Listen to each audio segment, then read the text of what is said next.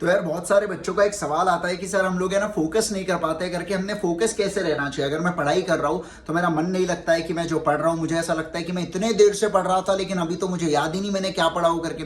तो ऐसे केस के अंदर मैं आपको एक चीज बताता हूँ। देखिए यार, अगर आप कोई थियरी सब्जेक्ट वगैरह पढ़ रहे हो ना, तो आपने जितना हो सके उतना लाउडली रीड करने की कोशिश कीजिएगा। उससे क्या होता है कि हम लोग, अब ऐसा तो हो नहीं सकता कि मैं जम से रीड कर रहा हूँ और सोच कुछ और रहा हूँ करके, ये पॉसिबल नहीं है, प्रैक्टिकली ये चीज पॉसिबल नहीं है। तो ऐसे केस में आप रीड लिख कीजिए लाउडली। दूसरा, आप स्क्रिबल करके भी आप पढ़ सकते हैं। जैसे अगर मान लीजिए मैंने एक दो कोई टॉपिक्स पढ़ा, उसके बाद मैं स्क्रिबल करके एक बार चेक कर लूं कि मैं क्या उस चीज को रिकॉल कर पा रहा हूं या नहीं कर पा रहा हूं, वैसा।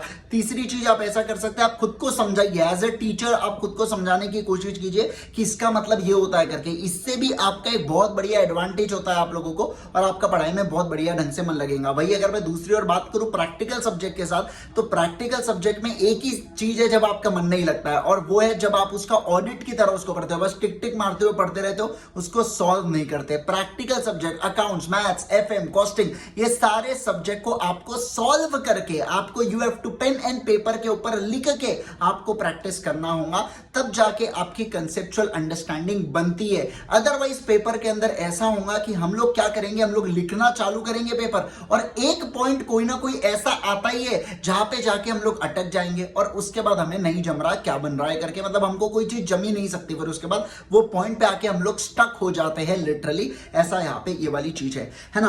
तो देखिए यार, एक और चीज मैं आपको बतवा दूं कि कभी भी आपने थोड़ा समय के हिसाब से आप भी पढ़ाई कीजिए। जो आपका सबसे ज्यादा प्रोडक्टिव समय है उसमें आप सबसे ज्यादा अपना स्ट्रॉन्ग सब्जेक्ट पढ़ेंगे तो कैसा चलेगा, है ना? ऐसे नहीं चल सकता।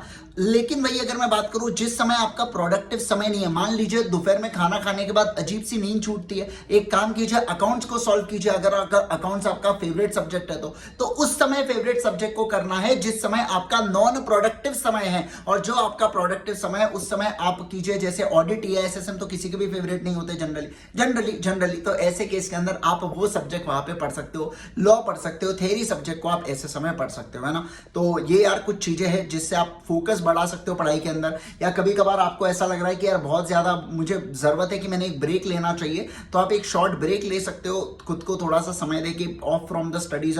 स्टडीज से ऑफ लेने का मतलब ये नहीं होता कि मोबाइल के ऊपर आप रील्स देख रहे हो या कुछ चीजें कर रहे हो करके, उसका ये मतलब नहीं होता। उसका मतलब होता है कोई प्रोडक्टिव ब्रेक ले लो, जैसे सो जाइए एकदम बढ़िया ढंग से। या दूसरा अगर मैं बात करूं तो आप अपने किसी दोस्त से मिलकर आ सकते हो, थोड़ा सा फॉर और ऐसा चेंज हो जाओ करके। घर पे बैठे बैठे चीजें करोगे तो ठीक नहीं है, एक तो सो जाइएगा, नहीं तो फिर अगर मैं बात करूं आपके साथ तो आपके थोड़ा बाहर बाहर जाके आ जाइएगा, थोड़ा बहुत घूम के आ जाइएगा, तो वो भी आपको एक प्रकार से बूस्टर देता है ना। तो अभी काफी कम समय बचा हुआ है यार, बढ़िया ढंग से पढ़ाई कीजिए। और अगर आप इस चैनल पे नए तो जरूर से सब्सक्राइब कीजिएगा, वीडियो को लाइक कीजिएगा, और अपने सारे फ्रेंड्स जिनका अटेम्प्ट है दिसंबर 22 या नवंबर 22 में, चाहे फाउंडेशन हो या इंटर हो या फाइनल हो, तो उनके साथ ये वीडियो को शेयर कीजिएगा। Right, thank you so much once again, bye bye, take care.